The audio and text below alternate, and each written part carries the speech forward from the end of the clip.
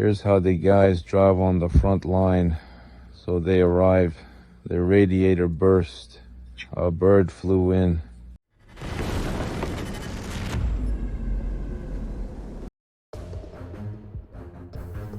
North Korean soldiers are dying en masses in Kursk. The 1st Mechanized Battalion of the 22nd Motorized Rifle Brigade repels an infantry assault by North Korean soldiers in Kursk.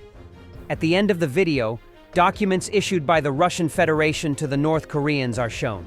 As of January 2025, North Korean troops fighting alongside Russian forces in Ukraine's Kursk region have sustained significant casualties.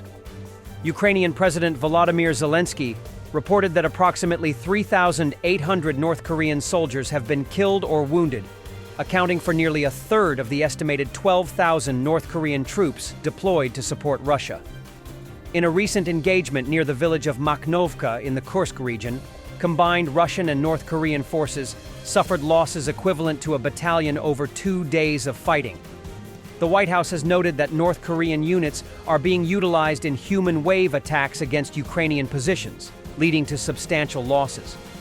In late December, U.S. officials estimated that over 1,000 North Korean soldiers were killed or wounded in a single week due to these tactics. These developments highlight the severe impact on North Korean forces involved in the conflict and underscore the ongoing intensity of the fighting in the Kursk region.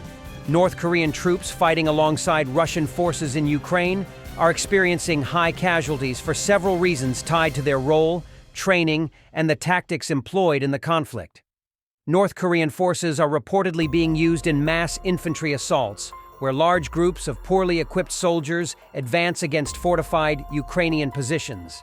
These tactics are reminiscent of Korean War-era strategies and result in massive losses, especially against modern defensive measures like artillery and drones. North Korean troops are often deployed to the most dangerous front lines as expendable manpower. This minimizes risks to Russian units, but maximizes casualties for North Koreans. North Korean soldiers are typically equipped with outdated weapons and lack protective gear like modern body armor and helmets. This is the kind of special military operation that goes on. Guys who have a desire, come on over. Welcome. Here's how the guys drive on the front line. So they arrive, their radiator burst, a bird flew in. Look, the seat is all shot up. Look what's happening here. If it got hit from above, it's all like a colander, you could say. That's how it is in short. So the special military operation is underway, guys. If anyone wants, feel free to come and welcome. The Special Operations Forces revealed another excerpt from the diary of a killed North Korean Special Forces operative. The North Korean operative, Gyeong Hong-jong, who was eliminated in the Kursk region, turned out to be a thief. He wrote about one instance of stealing from Russian soldiers in his diary. Dear Supreme Commander Kim Jong-un ordered us to never disgrace the honor of our homeland while demonstrating the strength and courage of special forces. While working in the barracks, I thought no one was watching me and put Russian belongings into my pocket, the soldier writes. According to the North Korean operative, he disobeyed the Supreme Commander's order and stole an item belonging to another country. This could have led to serious consequences for North Korean commanders. I will no longer trade in other people's things. I will heroically advance in the front lines and destroy the enemy, he added. The valiant Russian warriors from the 70th Regiment of Motorized Cripples are asking not to be sent on a combat mission because their arms are broken and their nerves are torn. How is he supposed to reload his gun? One of the occupiers asks reasonably. Today is January 7th, the year 2025. 70th Motorized Rifle Regiment. Please help us. The guys are leaving for a combat mission. We need to resolve this issue. What's going on? What madness is this? 40 people are leaving tomorrow. Whose leg is broken? Whose arm? Dusty. Many in short have everything broken. Nerves are torn. Nerves are also torn. The arm doesn't work at all. People barely walk. This arm also doesn't work. Now the other arm. How will he reload the rifle? You tell me that.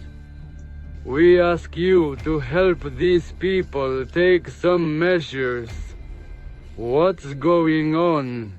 Putin criticized relevant departments for insufficient efforts to eliminate fuel oil spills in the Kuban region of Russia.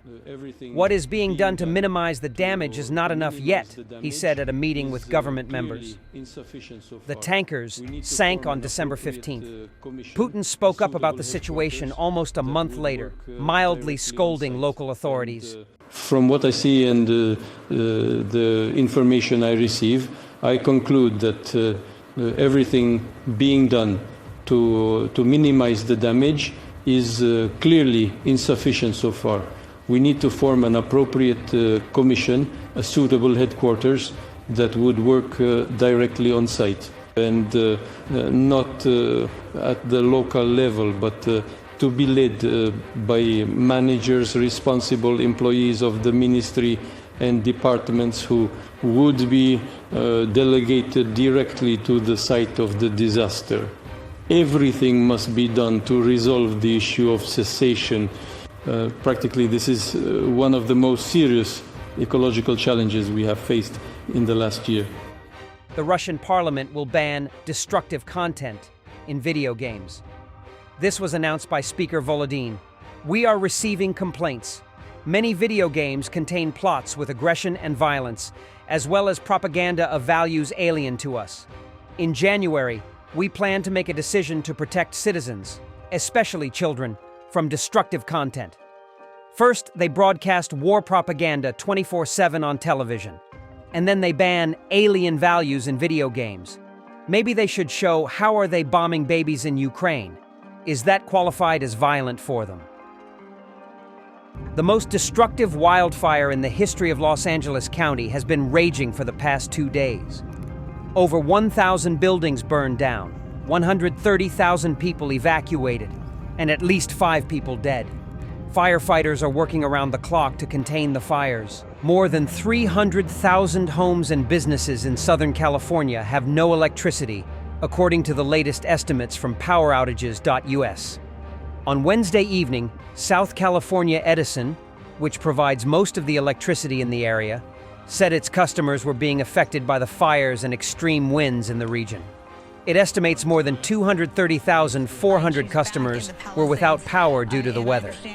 But another roughly 138,180 had no power due to a deliberate power shutoff for public safety in the area. Do we have Chelsea?